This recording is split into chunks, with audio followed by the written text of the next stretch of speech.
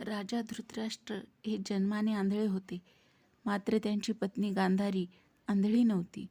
अशा वेळी धृतराष्ट्राची इच्छा होती की आपल्याला आपल्या भावाच्या आधीच मूल व्हावे, कारण पिढीतील पहिल्या मुलाला राजा बनवले जाते.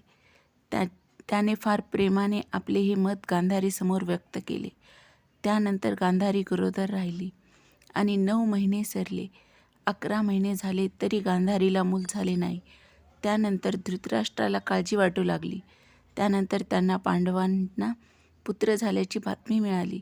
या बातमीने धृतराष्ट्र आणि गांधारी निराश झाले. युधिष्ठिर प्रथम जन्माला आल्याने तो साहजिकच सिंहासनाचा मालक झाला. 11-12 महिने उलटून गेले तरी गांधारीला मूल होऊ शकले नाही. ती घाबरली आणि विचार करू लागली की आपल्या पोटातील हे मूल नक्की जिवंत आहे की नाही.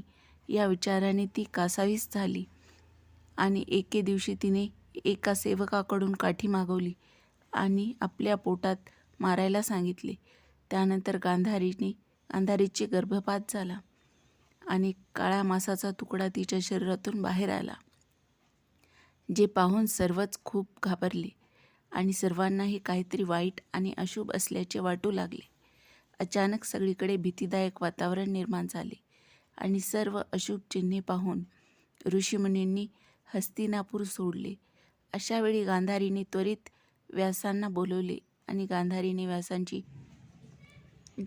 व्यासांची सेवा केल्याने तुला माझ्याकडून जे हवे ते मागू शकतेस असा वर तिला मिळाला. त्यांचा आशीर्वाद घेत गांधारीने आपल्याला 100 पुत्र होण्यासाठीचा आशीर्वाद मागितला होता. गर्भपातानंतर गांधारीने त्यांना बोलून विचारले, 100 पुत्राचा आशीर्वाद दिला आहे, पण त्याऐवजी हा देहाचा तुकडा जन्माला आला आहे. याला जन्म द्या किंवा एखाद्या मातीत गाडून टाका. ते ऐकून व्यास म्हणाले की मी जे सांगितले ते पूर्ण झाले आहे.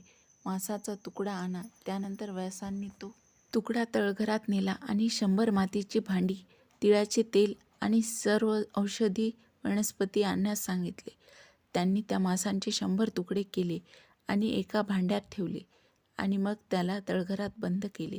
त्यानंतर त्यांनी पाहिले की एक तुकडा शिल्लक आहे. मग त्यांनी आणखीन एक भांडे मागवले आणि सांगितले की तुम्हाला 100 मुले आणि 1 मुलगी देखील होईल. असे म्हणतात की अवघ्या 2 वर्षांनंतर तळघरातून बाहेर आलेला मुलगा हा दुर्योधन होता. अशा प्रकारे सर्व भांड्यामधून मुले बाहेर आली आणि या 100 मुलांना कौरव नाव देण्यात आले. तर अशी आहे 100 कौरवाची पौराणिक कथा.